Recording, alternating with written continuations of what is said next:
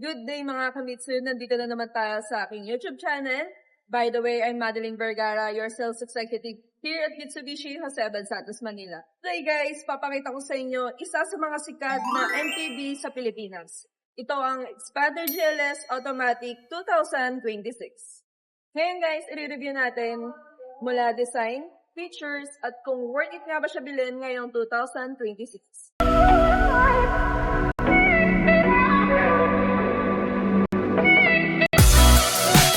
The exterior styling is artistic.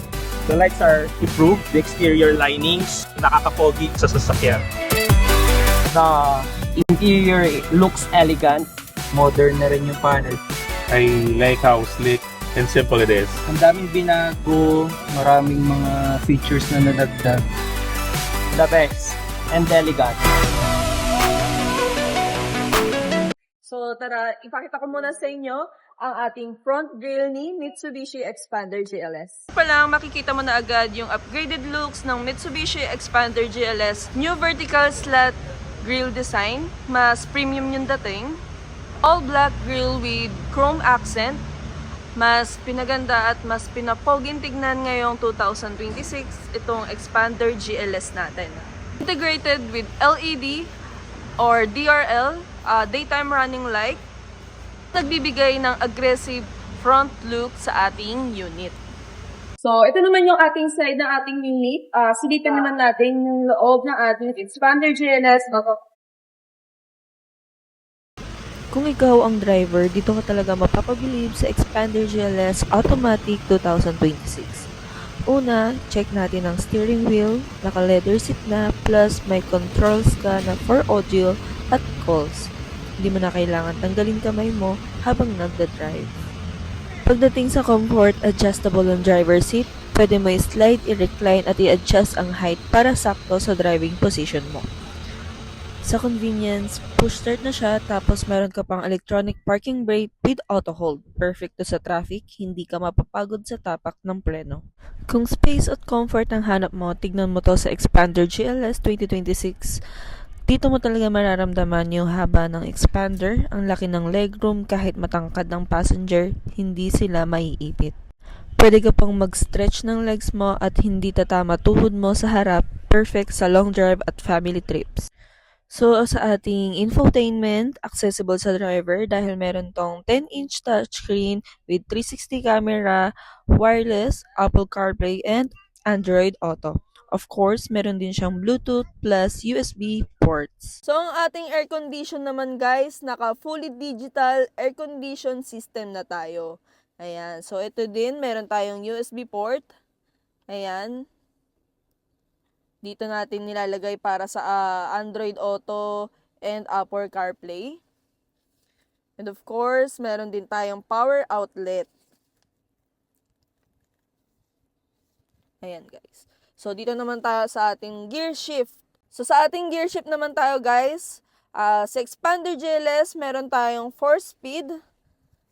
And of course, meron tayong park, reverse, neutral, drive. Ayan. And meron tayong 2 and L. So, itong 2 natin guys, ginagamit natin ito para sa fog overtake, additional torque to o power sa ating engine. Pwede din natin gamitin to pagka nag-downhill tayo para hindi tayo dumausdos. Ayan. So, meron din tayo ditong auto parking brake and brake auto hold. Ngayon, silipin naman natin ang encode ng Xpander GLS Automatic. Unang mapapansin mo ang design niya, modern at sporty, lalo na yung T-shape LED taillights na talagang head-turner sa daan. Tignan mo to, ang laki ng cargo space kahit nakaangat ang third row, may space ka pa rin para sa essential. At kung kailangan mo pa ng mas malaking space, pwede mong i-fold ang third row seats instant mas maluwag na may compartment para sa malalaking gamit. Perfect to sa negosyo, delivery, panghakot o kahit outing kasama ang pamilya. So kung hanap mo ay sasakyan na stylish na practical sa likod, panalo talaga itong Xpander GLS Automatic. Ngayon naman, lipat tayo sa passenger side ng Xpander GLS. Pagpasok mo pa lang, napapansin mo agad yung maluwag na space, hindi ka masisikapan sa long drive. Silipin naman natin ang isa sa pinaka-importante, ang makina ng Expander GLS Automatic 2026. Ito ang 1.5-liter Mivec gasoline engine, matipid na, reliable pa.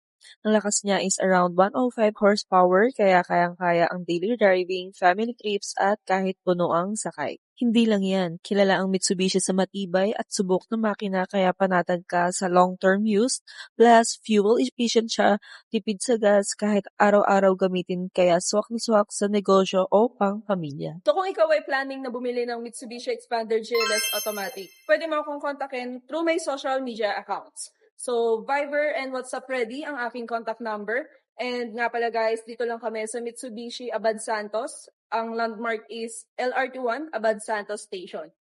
So by the way guys, I'm Maddie Vergara, your sales executive here at Mitsubishi Jose Abad Santos, Manila. Don't forget to like, share, and subscribe my YouTube channel. So thank you guys for watching.